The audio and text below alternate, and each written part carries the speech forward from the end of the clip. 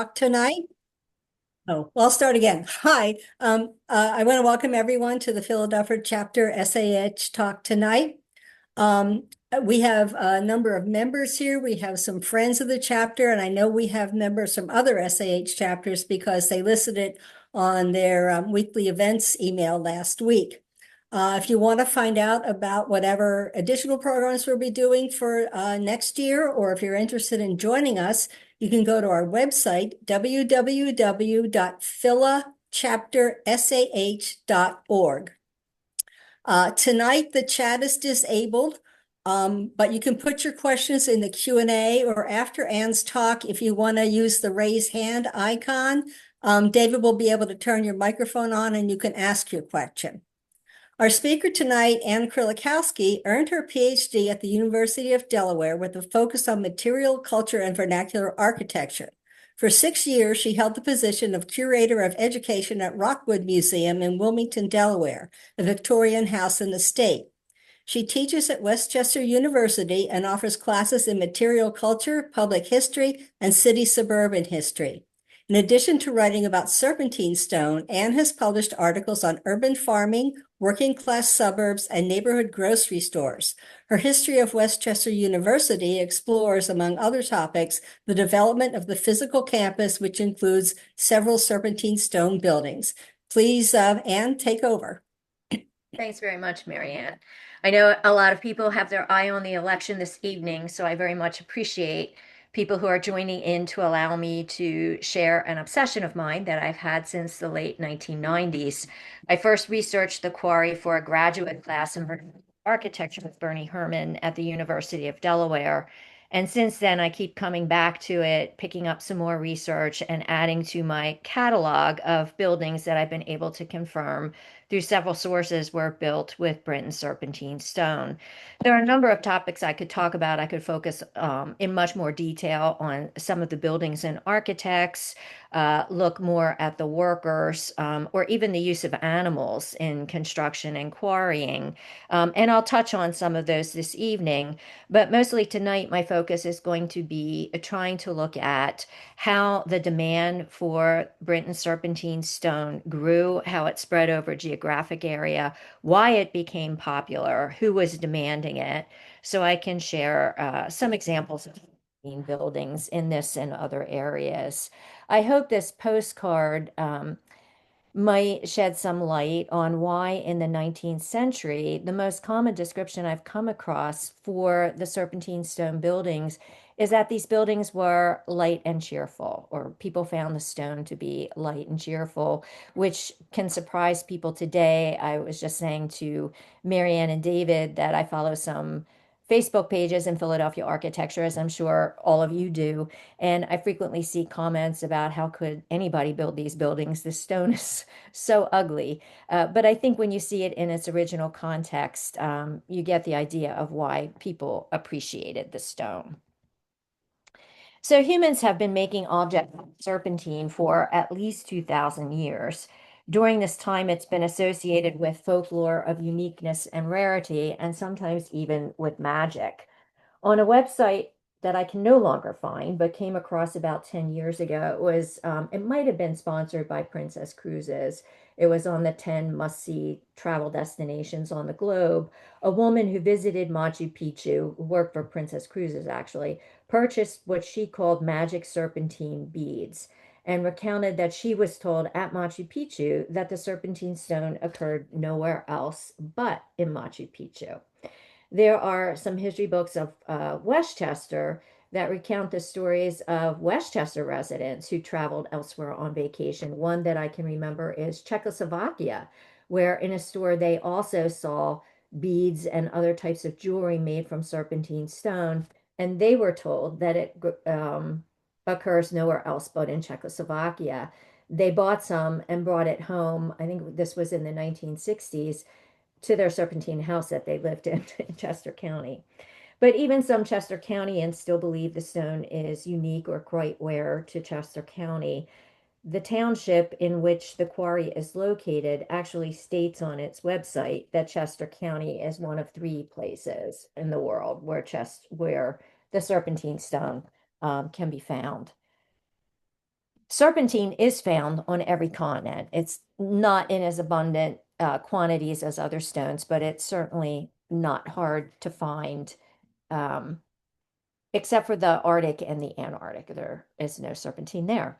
The three major locations where serpentine has been quarried for the longest time are Tuscany, Connemara, Ireland, and Cornwall, England.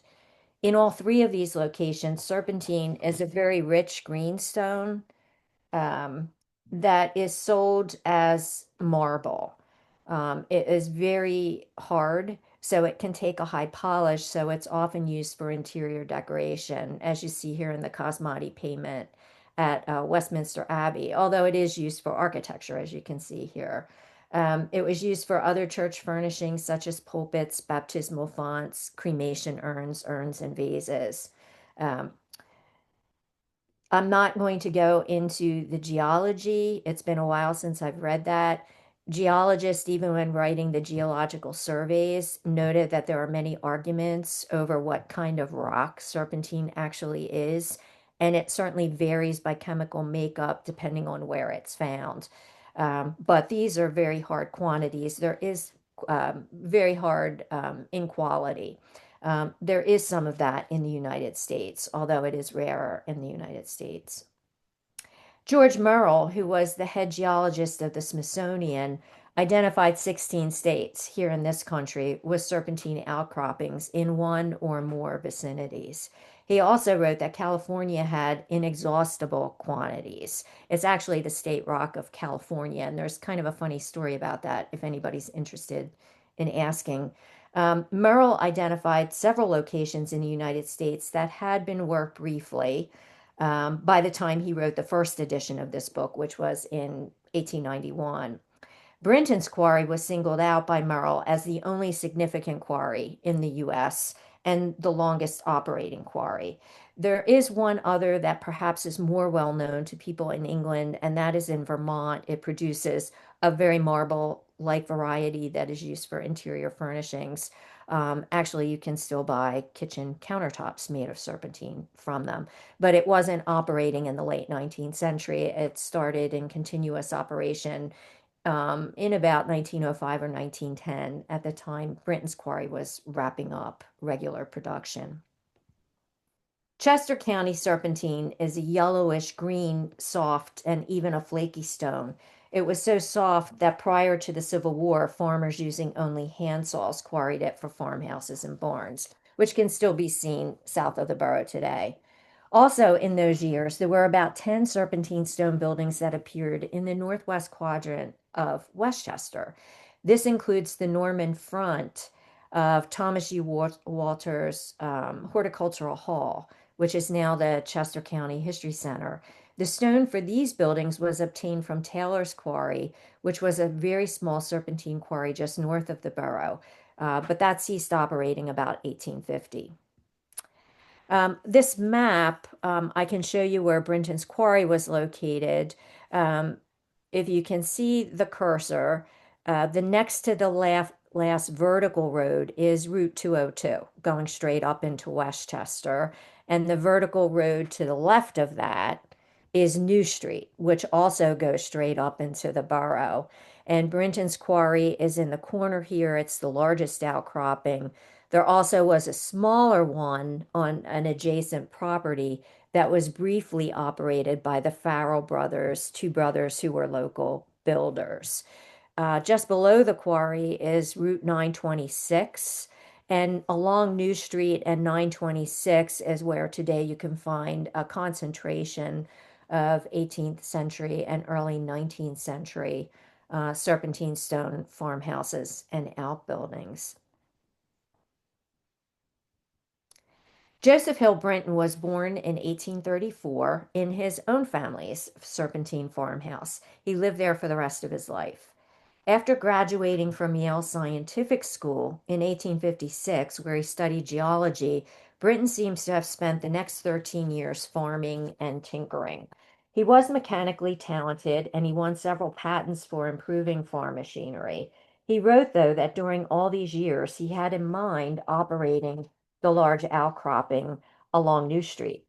He needed several prods before he was ready to take a risk. According to him, he was rather an indecisive man, although the local newspaper, of course, painted him quite differently. The developing railroad network made possible the transportation of stone over longer and longer distances by the 1860s or after the Civil War, and architects by that time wanted to experiment with color combinations and textures. In late 1867, Brinton learned that the Farrell brothers, two local brothers, had leased the smaller outcropping, and a Philadelphia builder had taken a short lease on the larger one. So it's clear that Brinton operating the quarry, or Brinton himself, really didn't do anything to start the demand. There already was a demand occurring for the stone before he got involved. So a few months after this, in early 1868, Brinton or workers laid the cornerstone for the new Holy Trinity Episcopal Church on High Street in Westchester. The architect of the small Gothic church was the pastor, John Bolton. I recently speculated in an article that it was Bolton's experience as a stained glass artist that probably attracted him to the stone. And that might be true, but it's not why Holy Trinity, as I now know, built a church out of serpentine stone.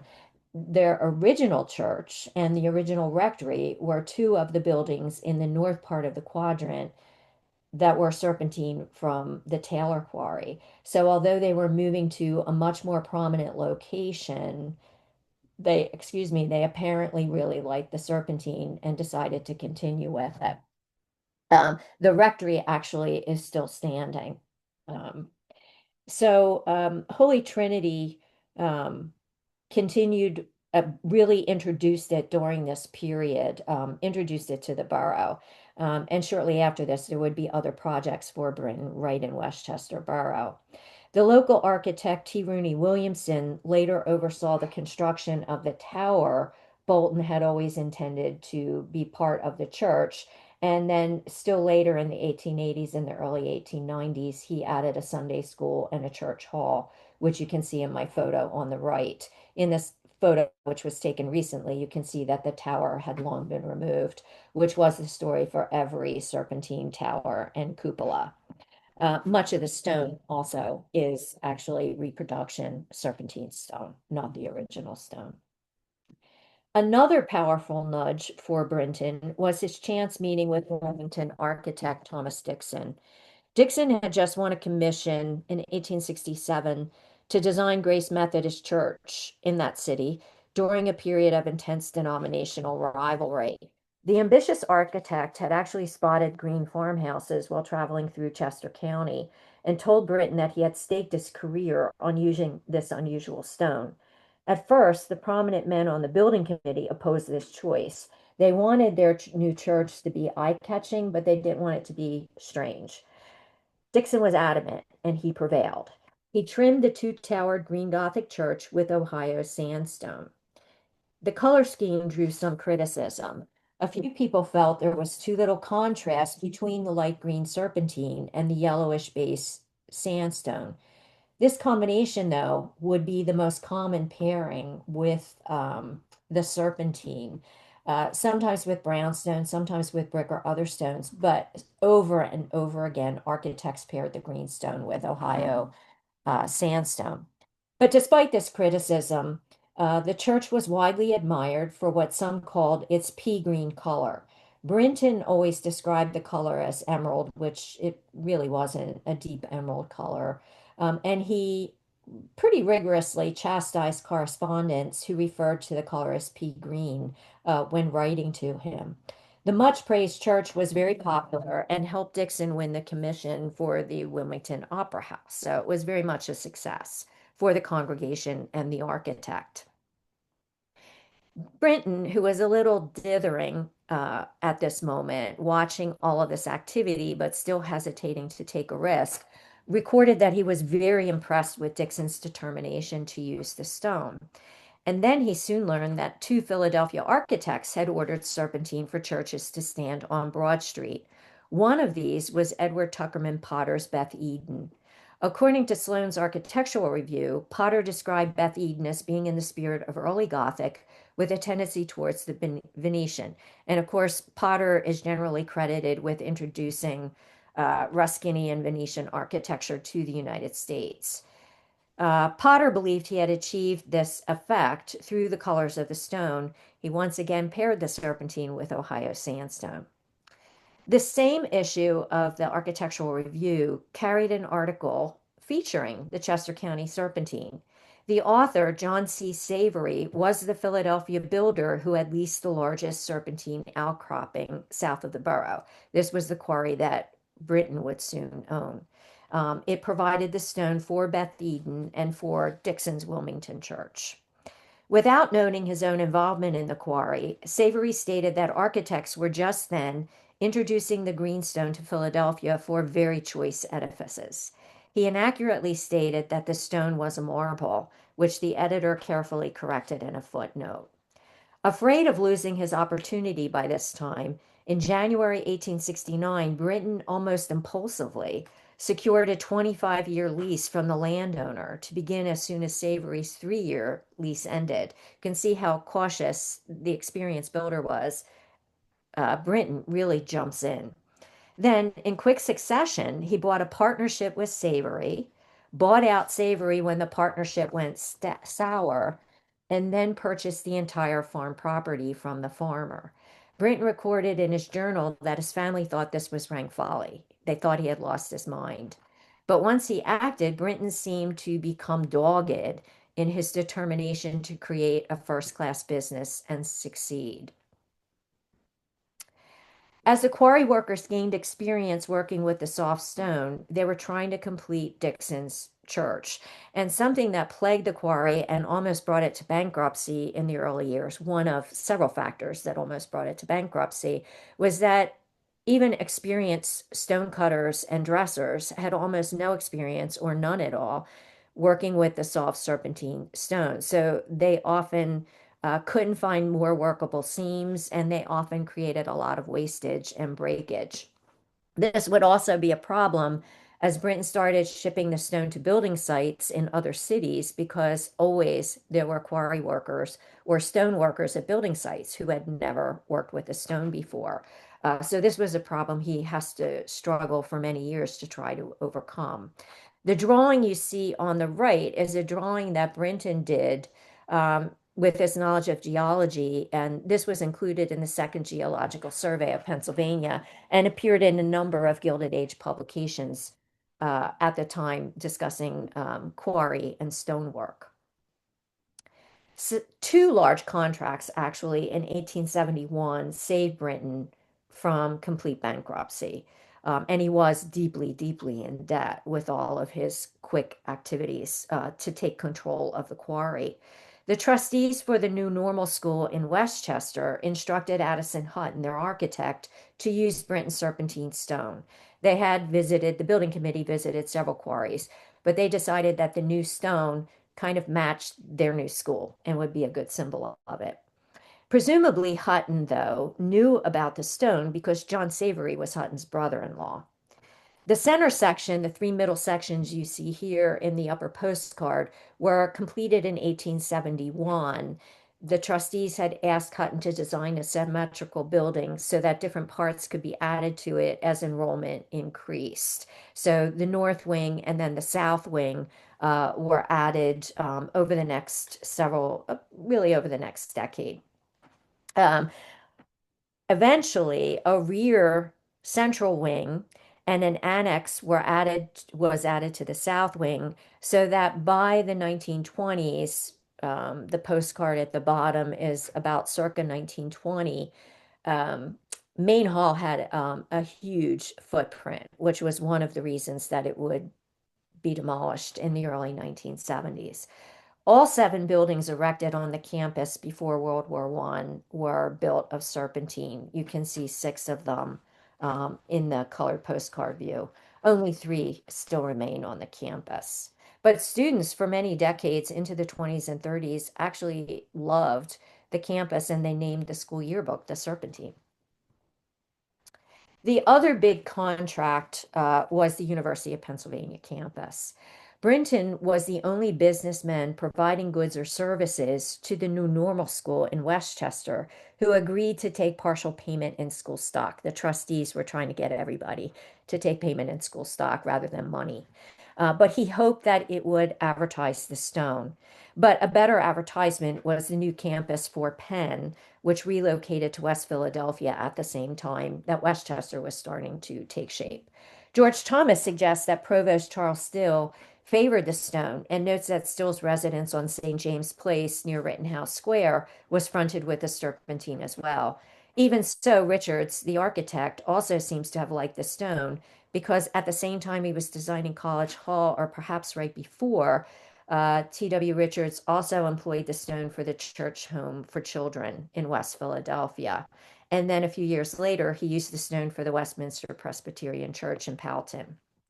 After designing the first Penn building, four Penn buildings, Richards allowed Brinton to quote his endorsement of the serpentine stone in advertisements, where he unfortunately is quoted as saying the stone became harder and harder every year it was in the wall of a building. Brinton actually lost money on College Hall, the first building at Penn, after he agreed to take a low price per cubic foot. But it paid off. As he anticipated, Penn's highly visible campus did showcase the stone. Even as the cornerstone was laid on College Hall, a New York publication noted that the greenstone was becoming a favorite in the Quaker City. Brinton wrote in his journal that keeping up with the large Penn contracts while accepting others was a Herculean task. Serpentine quarries were much smaller than limestone, granite, and marble quarries and accommodated many fewer workers. No one serpentine quarry could have possibly provided all the stone required for buildings as large as those at Penn. And remember, this is 1870 and 1871, so workers are still figuring out how to work with it appropriately. With the skyrocketing demand for serpentine, three other serpentine quarries opened in the region. One near Media was just half the distance to Philadelphia. Brinton considered this the biggest danger to his own prospects. This one was briefly operated by John Crump, a highly successful Philadelphia builder who is sometimes described as an architect as well. Crump was the builder for one and perhaps the first two Penn buildings. He also supplied some of the stone for two of them as well, though Brinton had the main contracts. Two other quarries that opened up at this time were located in southwestern Chester County, though they both had Maryland addresses, hoping to attract Baltimore contracts, and they were certainly closer to Baltimore than Brinton was. All these other quarries, though, along with the small Farrell quarry near Brinton's, went out of business either during or not long after the Panic of 1873, leaving Brinton as the last man standing. Brinton's love of machinery and tinkering, rather than his study in geology, explains his attraction to quarrying. Many new machines were invented in these years for use with various kinds of stones in quarries. During his first years in the business, Brinton was periodically traveling to large quarries around the mid-Atlantic. To inspect machines he wanted to adapt for the serpentine. He experimented with several and won more patents for adjustments and alterations to make it what he hoped would be more appropriate with the softer serpentine stone. The Daily Local News described the marvels of modern technology exhibited by the quarry, but even with its adaptations, most machines damaged the soft serpentine, slowing work down and causing financial loss. By the mid 1870s, Brinton regarded most of his experiments as failures, and he removed many of the machines from the quarry, returning to more and more use of the slower hand tools. This was safer for the workers as well. Trade journals reported that quarry workers, like miners, faced numerous dangers and fatalities. The biggest danger was when pulleys on hoisting machines broke, dropping rocks that weighed several tons on quarry workers. The other major danger was the use of explosives. Explosives were frowned on even by the early 1870s, particularly in small quarries where they were especially dangerous to the workers. But quarry owners sometimes did resort to open up new veins that could be easily worked. And Brinton resorted to DuPont explosives several times. Some were working on the Penn contracts because they were just such huge projects. During one explosion in the 1880s, there was an immense fire and a flood. He lost permanently his second quarry hole. It's still filled with water with machines in it. And one worker lost his hand at that time. So he did largely try to avoid it, but sometimes in the pressure of contracts, gave in and used it. The stone was first in demand for churches and school and university buildings, but very quickly in the early 70s, the stone was sought for houses of all size, grand mansions to modest row houses that were fronted with the stone. These dwellings are obviously not faced with the stone, but to give you a sense of the substantial row houses that could be found on Diamond Street. Diamond Street, North Philadelphia, rapidly developed in the 1870s with substantial three-story stone front row houses. So this image is just to suggest the scale of houses. The 2100 block of Diamond Street was constructed in 1875 and was lined on one side mainly by Second Empire greenstone fronted houses.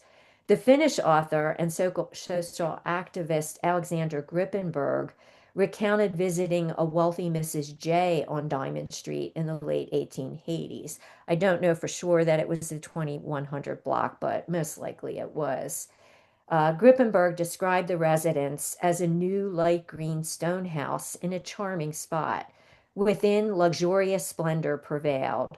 Art treasures, expensive Chinese and Japanese china. You can see Oscar Wilde and the aesthetic movement influence here. And also furniture, every piece of which was in itself a work of art. So we see that in Philadelphia, and this will continue in other cities, the families building or purchasing substantial serpentine dwellings during the era were the professional and business classes who were making large sums of money in the industrial economy, also spent money on decoration and liked to believe that they were keeping up with aesthetic trends. We can perhaps see an approximation of what Grippenberg saw on Diamond Street from another view of Linden Terrace in Camden, which Charlene Myers brought to my attention. A real estate broker developed the 400 block of Linden Street, as you can see, with serpentine fronted row houses topped with mansard roofs lining both sides of the block.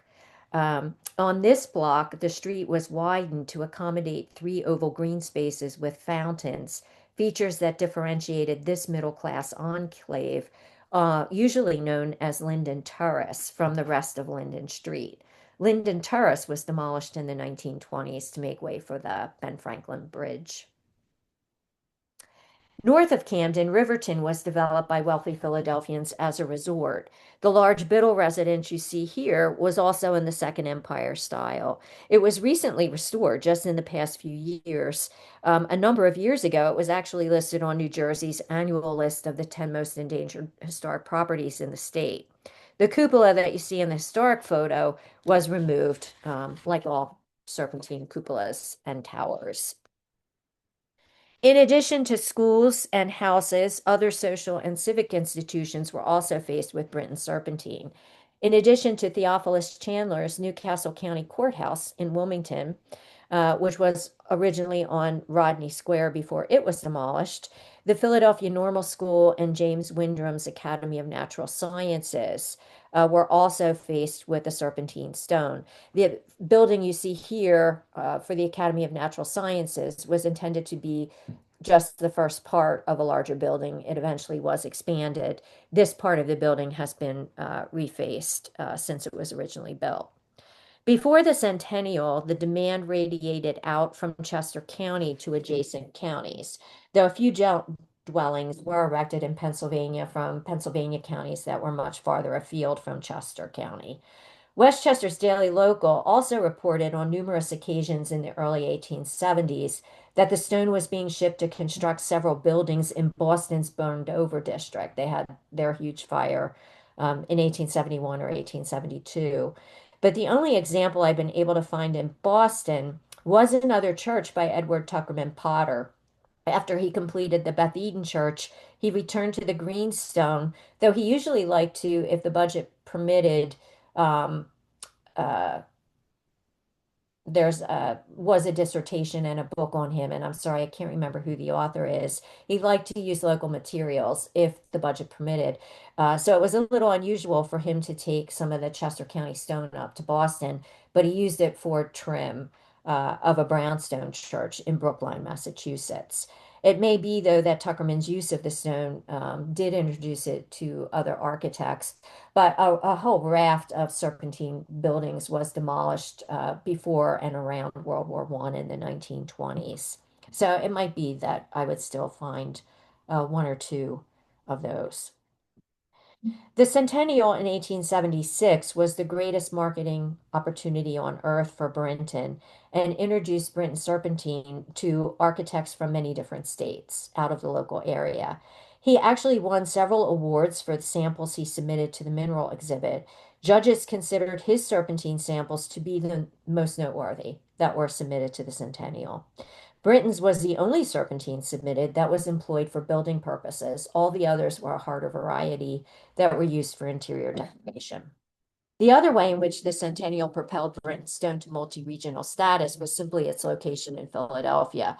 Visiting architects took the opportunity to visit recent buildings. Chicago architect John Root walked around with his brother while taking notes, and many other architects did the same thing. The Centennial's location in West Philadelphia almost guaranteed they would see the new Penn buildings and the elite neighborhood of Powelton, in which there were several elaborate serpentine churches and dwellings. It was also quite likely that architects would stroll up Broad Street to see the latest work of some of the city's most eminent architects. Attracting even more architects or giving them an additional reason to come to Philadelphia at the time, the AIA held its annual meeting towards the last month of the fair. And during one of the talks, Furnace Church on, I can't remember if it was on Broad Street, was singled out as a site that people should see and as a notable work of recent architecture. Um, Seeing samples firsthand was invaluable to architects, especially when it came to the color of stone and other materials. Architects often had to depend on brief descriptions of stone that they obtained from advertisements or from correspondence with quarries. There were stone merchants who represented quarries in large cities and kept samples on hand, along with the names of architects who had used the stone, buildings for which they had used it, and any chemical information that was available.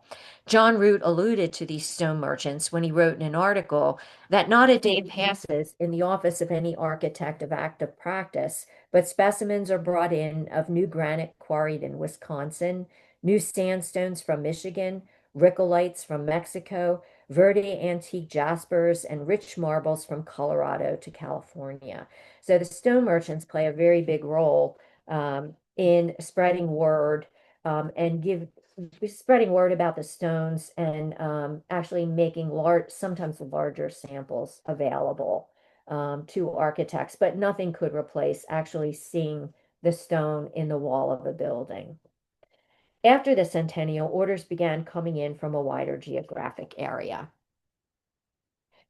Thomas Dixon, the architect who had staked his reputation on the stone in Wilmington, and his partner Charles Carson introduced the stone to Baltimore. This actually, they began using it in Baltimore shortly before the centennial and continue afterwards. The Mount Vernon Place Methodist Church is right in the center at Washington Square, Mount Vernon Place Square, where there's the Washington Monument. The National Register nomination for this church states that the serpentine facing the entire building, which you see on the left here, was supplied by one of the two quarries using a rising sun address. However, Brinton's correspondent shows that that quarry did receive the main contract for the impressive church, but they could not keep up with the schedule. It was a fairly large project, and they subcontracted Brinton at first for several carloads of stone, but as they experienced problems with inexperienced workers, they kept contracting for more and more carloads. And Brinton estimated that he supplied about a third of the stone for this church. This was while he was providing most of the stone for College Hall at Penn, along with several smaller contracts. He also was traveling around to quarries to view machinery. He was experimenting and inventing pieces to adapt the machinery. He was handling all his correspondence and doing all his own accounts, although he kept writing, I need to find somebody else to do the paperwork. He never did for the life of the quarry. So it was shortly after this that he had a complete physical breakdown after about 4.5 years in business. And it took him a full 6 months to recover while the workers and stonecutters kept the quarry going. But it just shows his dogged determination to make the quarry a success. The Rising Sun Quarry soon ceased operations, so for the next two churches in Baltimore, Dixon and Carson contracted directly with Brinton. Demonstrating the rocketing popularity of this serpentine following the centennial, even a rejected design for the Lafayette Square Church was also faced with the serpentine stone. Both of these two churches were located on green squares, and Dixon and Carson designed groups of row house fronts to create neighborhoods that were very similar to Camden's Linden Terrace. These three churches still stand, although the Utah Square Church, which you see on the right here, has been painted over. So from Wilmington and from Baltimore, the stone spreads to cities, towns really, in the southern areas of both of those two states. And then it spreads to Washington, D.C. Serpentine fronted dwellings can still be seen in several neighborhoods in Washington, D.C. All of the ones I found were constructed from the late 1870s through 1889. Architect Henry Searle designed the five-story Richardsonian. It doesn't appear in this image, but it is a rougher use of the stone on the Reed House on the left. This is actually on the National Register. It's also part of the Logan Circle district, and it was right on Logan Circle, so in a very prestigious location in Washington, D.C. The stone that you see on the house in my photograph has every stone of it has been replaced, so it's all artificial stone today. Townhouses can be seen in other neighborhoods.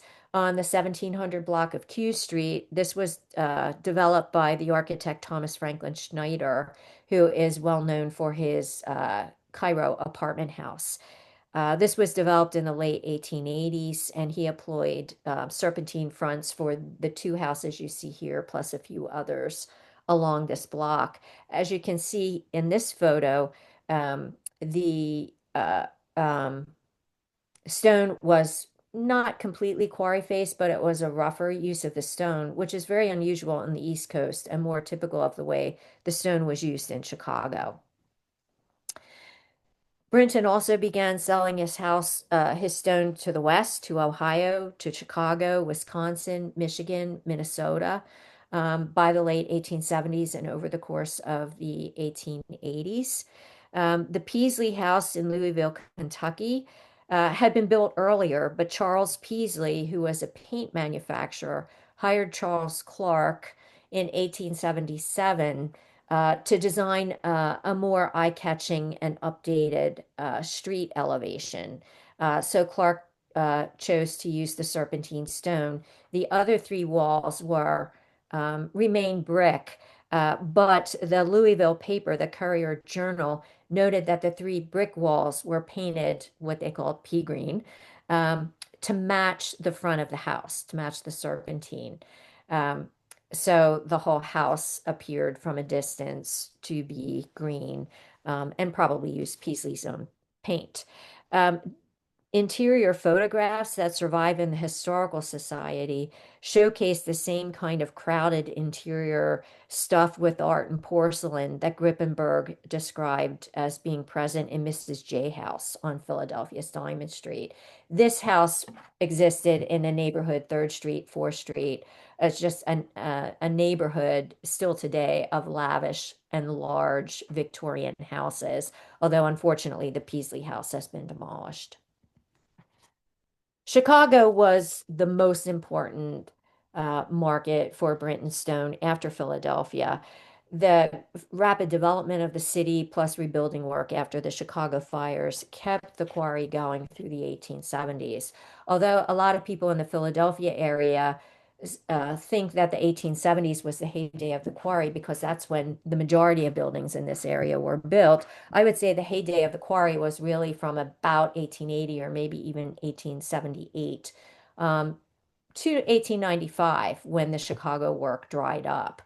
So it's a slightly later period than would be evident from our area.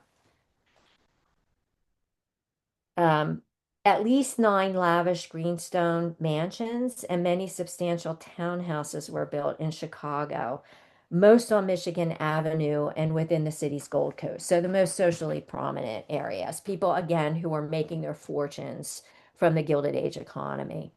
And there really wasn't old money in Chicago because it was a new city.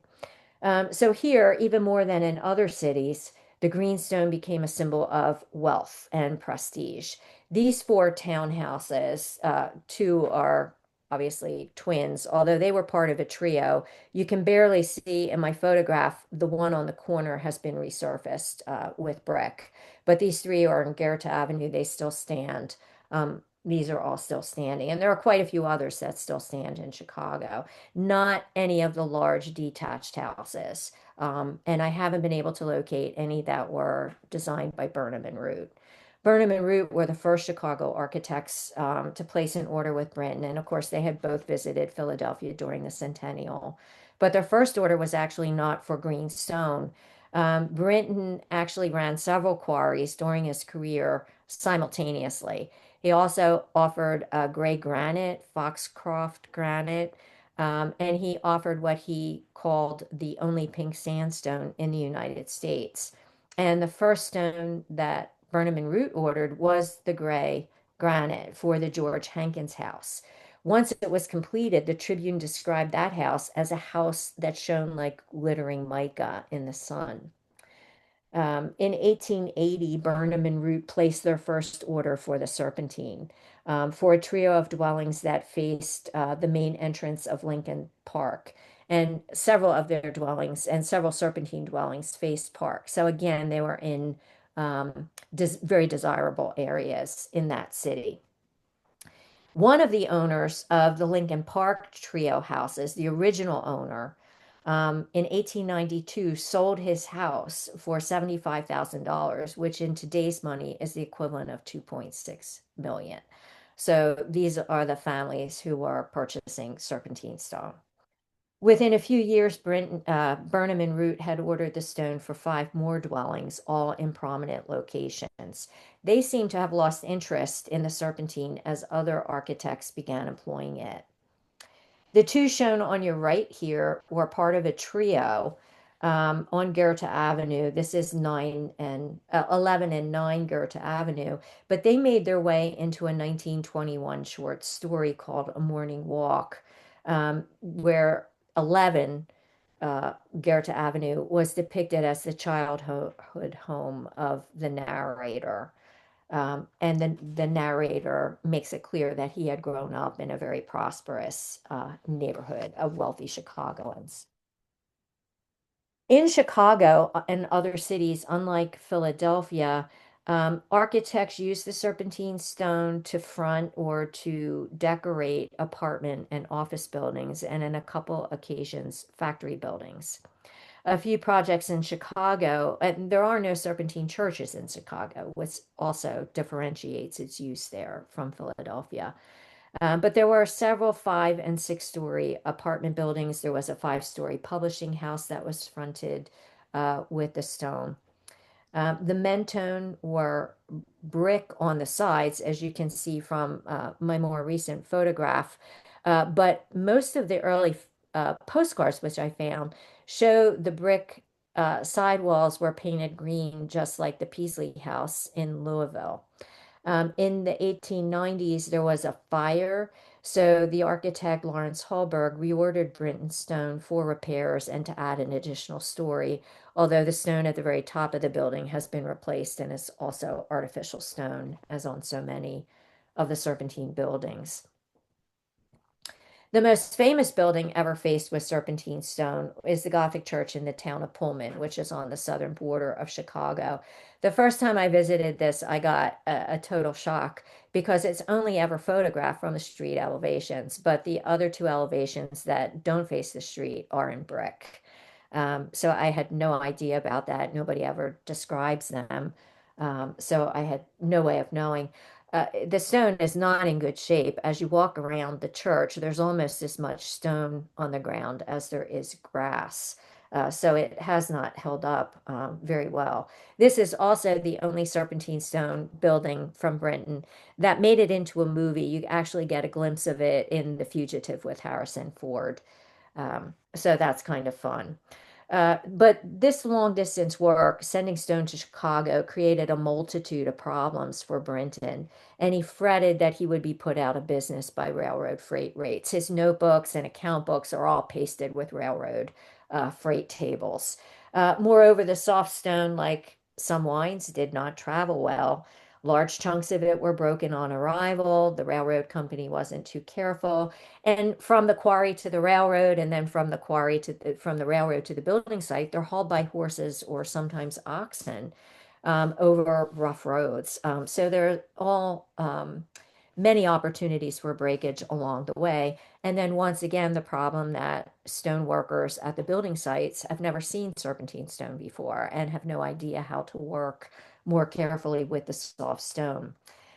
So Brinton begins to, first of all, he's embroiled in numerous lawsuits throughout the time he operates the quarry, again, which sometimes he's on the verge of bankruptcy because of them. He usually doesn't win most of them. He's in lawsuits with railroad companies, architects, and builders because they always expected him to replace at no cost any stone was broken, even if it was broken at the building site. Sometimes he is involved in lawsuits with the clients of the architects and builders, the home builder, because sometimes the home builder goes bankrupt. This was a time where immense fortunes were made and lost quite quickly. So if the bills hadn't been paid before the home builder becomes bankrupt, or in a few cases is indicted, Brinton is really left without money. He really takes huge hits sometimes. You can also see the legal system developing or not developing to handle these cases where business is done across state lines. There was one case where the home builder was indicted in Minnesota, and Brinton had signed a contract, but Minnesota did not recognize contracts that were signed by parties who were not residents of that state. So he lost all of his money on what was a sizable dwelling house. To help cut down on some losses, Brinton began insisting that the architects give him the specifications so as much as possible, the large chunks of stone could be cut down at the quarry so that he could be shipping smaller pieces of stone that would be less liable to break on the way. Architects and builders resisted this. They did not think it would work, but Brinton was adamant, and it probably saved the quarry at one period of time in the 1880s. So that's the way he worked it out. Brinton also sends his own quarry workers and stonemasons to work on the Pullman Church and all of the Burnham and Root projects and several other projects in Chicago and around the Great Lakes. He also travels out there himself. He's really excited about the Chicago work. He really admires the architects. If you ever watch the show Seinfeld, you'll understand what I'm saying. When, in one way, he's very much like the character George Costanza. He wishes he were an architect. He says that over and over again in his correspondence. He has great respect for architects. So he kind of goes out just because he wants to talk to Burnham and Root and the architects who are developing Chicago.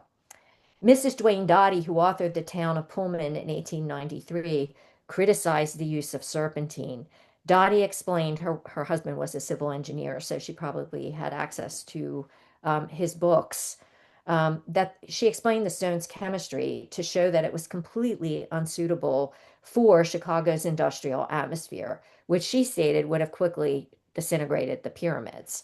She observed that if the architect had had even a slight knowledge of science, he would have chosen a stone that would not crumble to bits in short order. So she was quite censorious. She considered the church to be a lovely building and the most noteworthy building in Pullman, even though it was a small church. But she was censorious about the stone.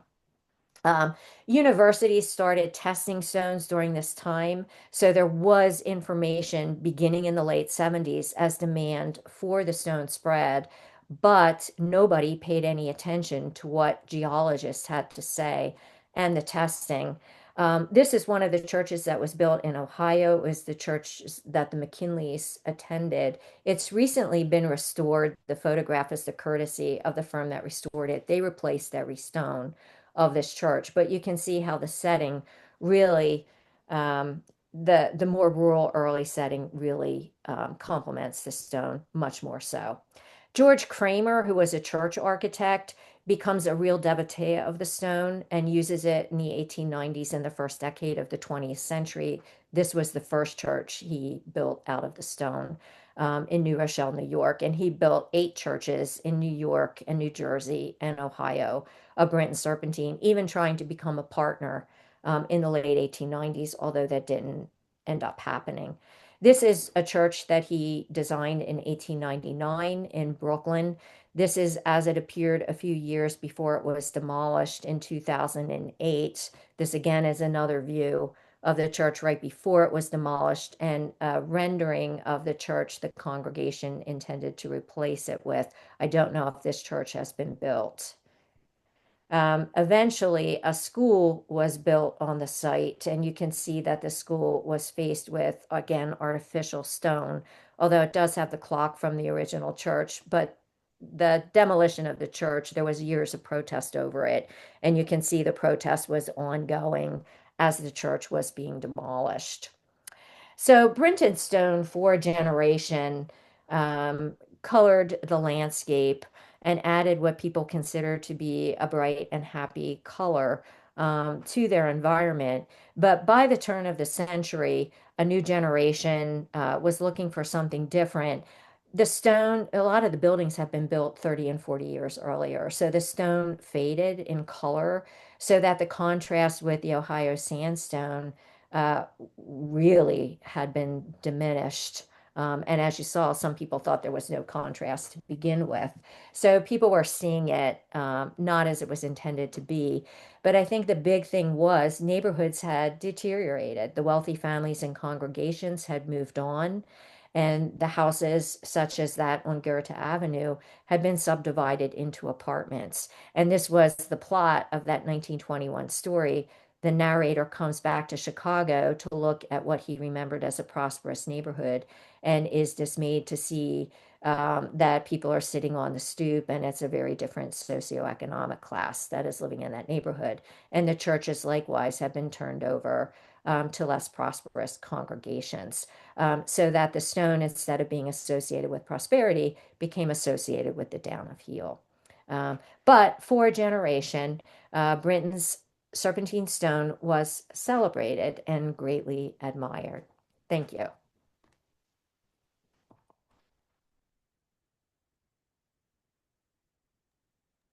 Thank you very much, Anne. As I said, if you have questions, you can put them in the Q&A. Anne, can you access the Q&A? Do you want to look on your own?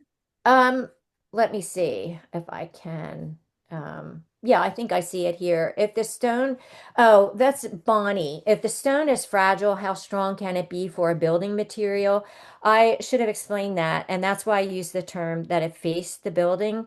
The serpentine actually did not hold the buildings up. It wasn't load bearing. It was used really for aesthetic purposes and generally was attached to brick walls, which were the load bearing walls. When Old Main at Westchester, they were talking about demolishing it long before my time there.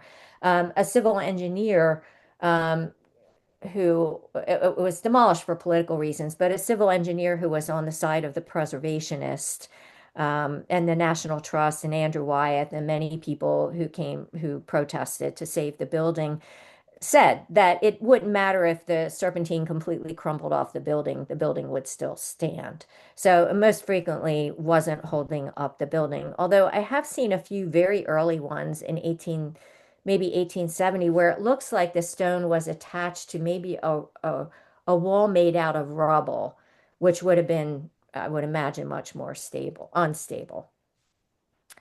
Not as far as I know, no serpentine buildings from the Brinton Quarry in Newport or actually in New York City. Sometimes the stones were repurposed and sold and reused, not always because they were soft, and even in the demolition of the buildings, they just crumbled apart. They weren't always very careful or trying to use that salvage.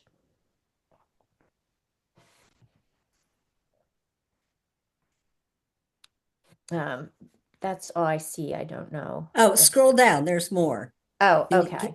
Oh, I see. okay. Okay. Um, yes, there were some Quaker. One question is, assuming he was a Quaker, and he was, although he attended the Episcopal Church, um, were any Quaker meeting houses built out of serpentine? Yes, there were several. The over near the Brandywine battlefield, I can't remember the name of that meeting house. That is serpentine stone. And there was an early part of the High Street meeting house in Westchester, although what you see from the street is brick, the original section was serpentine stone. But that was built from the Taylor Quarry north of the borough, and the Chestnut Street Meeting House and the school, which were some of the, again, more of those early buildings built from the Taylor Quarry, were demolished to build a parking lot. So some of those have been demolished, but there were a few Quaker meeting houses in the very local area built out of it. It has to be replaced because the atmosphere in the industrial world, cars, factory smoke, the atmosphere of Chicago just chemically reacts with the stone, and weakens it. So it's soft to begin with. So even like the tower on Holy Trinity in Westchester, that probably wasn't too much affected by car fumes. There was no factories near it in Westchester. There were a few factories in another quadrant, but it just flaked apart after time because it was so soft. However, there wasn't a geologist who wrote a book on Pennsylvania building stones in the 1930s. His name was Ralph Stone. Um, Interestingly.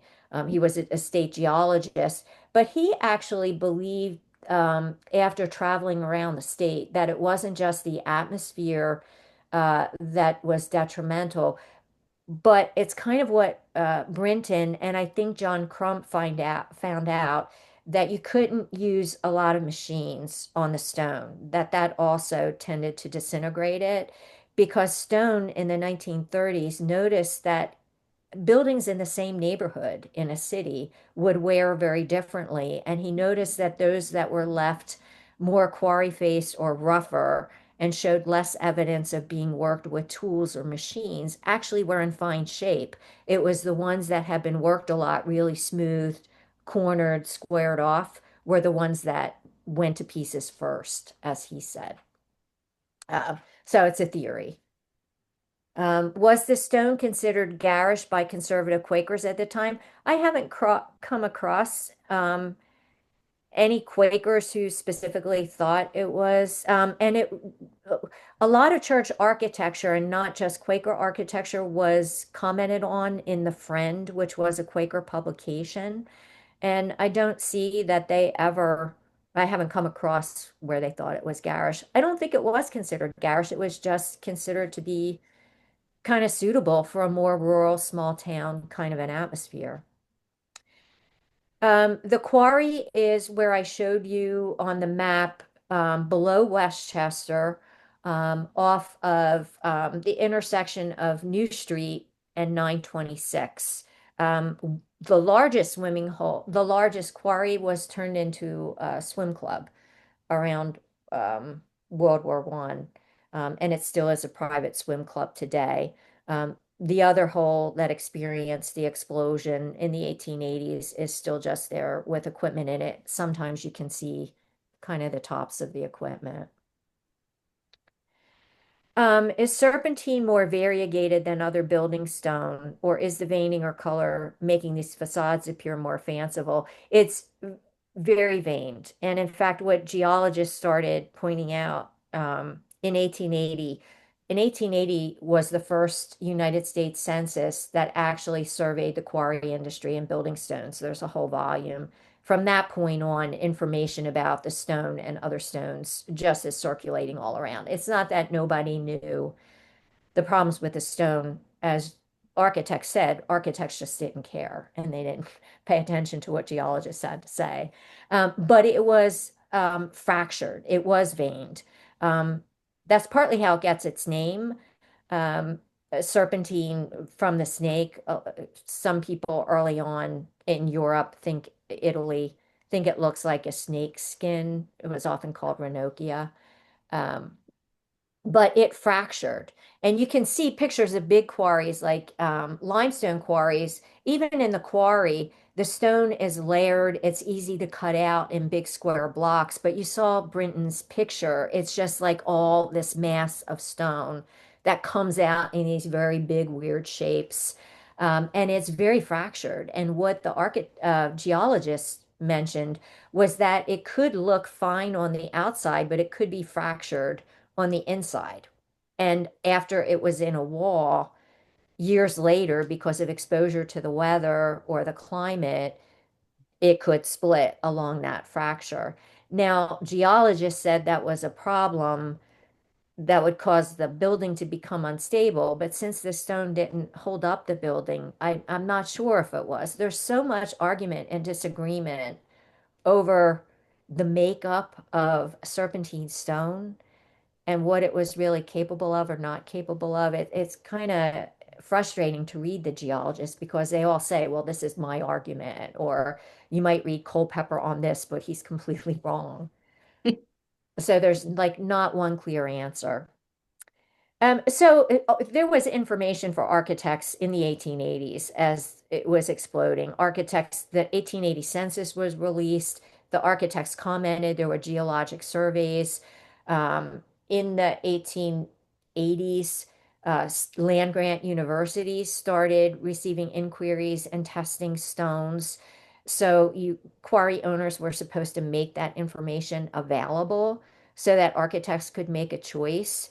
But I don't, and I'm not a full-blown architectural historian, so there are people in the audience who have read more and might be able to answer this, but I don't really see architects considering it. John Root, for instance, who I mentioned in the talk, he wrote a number of articles discussing color and the color of stone, and the he never once talks about other properties of a stone and whether architects should consider those. Architects had information all around them. They wanted the stone, and as far as I can tell, it was the only green stone on the market. And I don't think it's because cupolas and towers had to start being removed about World War One. I think College Halls at Penn was the first major tower to be removed. I don't even think that that is what causes the stone not to be used. I think it's more the down at heel stuff that it starts to be identified not with prosperity, but with African Americans, immigrant neighborhoods, people sitting on their stones, chatting out in the evening.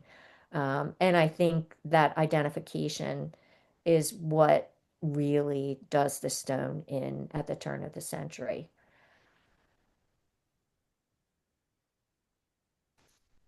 Do you think the Ohio sandstone? It could have been. Do you think the Ohio sandstone was used for its property of getting darker with age?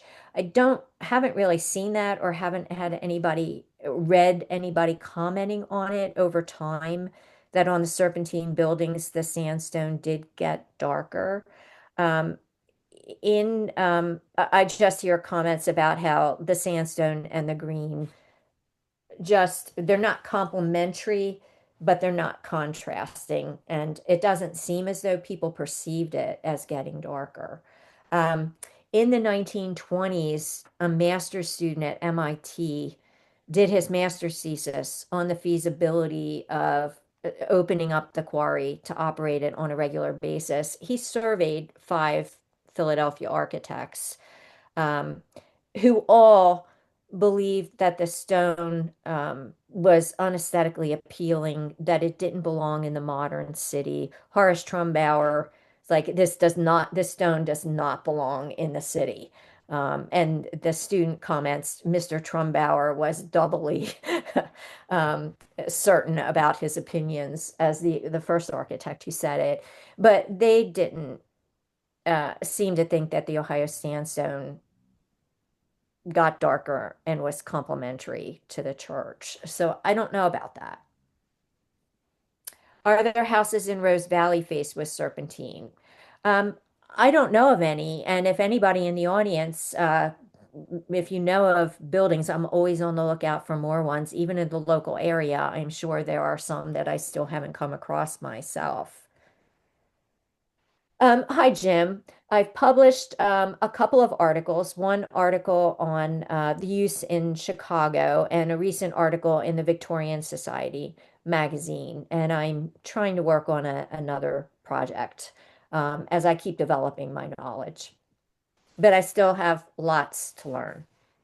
Are there many examples still around of serpentine used in interiors where it's in beautiful original shape? Um, in Europe, I don't know about here. I've read that there is serpentine from Vermont in the Empire State Building lobby. I don't remember seeing any. I'll have to go back. Every time I'm there, I keep forgetting to look because I'm thinking about other things. But as I said, Vermont Verde Antique still sells it for interior decoration. Um, and they sell kitchen counters. You can buy a kitchen counter made of Vermont marble, serpentine marble. Well, that looks like it's the end of the questions. So I want to thank you very much for a great talk. And I'll just share that I live on Barron Road, just outside of Media. And the road takes its name from the Serpentine Barron that runs along the west side of the road. Part of Tyler Arboretum is where the serpentine used to come to the surface of the ground. Over the past 50 or 60 years, leaves and other things have formed a layer of topsoil on it.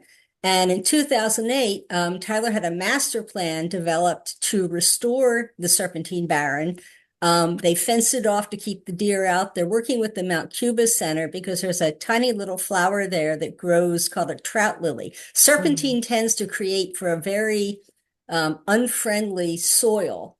But certain plants, it's called mountain pink or moss phlox grow there. Blueberry bushes can grow there. When I was little, kids from the neighborhood would all go down to Pink Hill and we'd come home with buckets of blueberries every summer. Tyler's now, their Serpentine Barren is closed to the public because they're in this multi-year restoration. But there is a place where you can actually go see serpentine coming up through the soil in Owings Mills, Maryland. It's called the Soldier's Delight Park. It was a site of actually, it was a chromium mine more than a serpentine mine. A man named Eisen Tyson mined like great vast amounts of chromium that went to be used in that bright yellow pigment, taxi yellow and school bus yellow. But if anybody here wants to see a serpentine barren, look up Soldier's Delight in Owings Mills, Maryland, and take a little trip down there. So thank you for coming. We're recording this. When we get it together and up on the SAH Philadelphia website, I'll send everybody the link for it, everyone who's signed up. And again, Anne, thanks very much. This was a great talk. I think everybody enjoyed it. David, thank you for setting it up for us.